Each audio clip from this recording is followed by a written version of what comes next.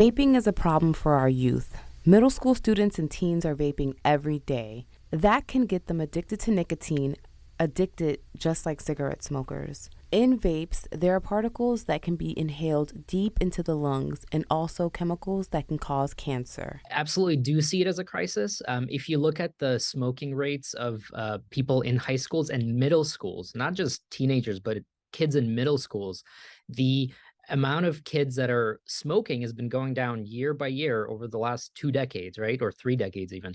But vaping over the last 10 years has skyrocketed to the point where I think the last data on this is 25 to 30% of high school kids vape. And something like around 10% of middle school children, which, to me is crazy. And that trend is just going, up. And so in that sense, it's absolutely a crisis. And with the dangers that come with vaping, the medical dangers, along with kind of other things that kids can get into once they start vaping, certainly something that should be addressed and kept in people's minds. Parents, have you noticed your child is irritable, restless, depressed, or anxious, having trouble sleeping, problems concentrating, and do they seem to crave their vape? That could mean they are now nicotine addicts.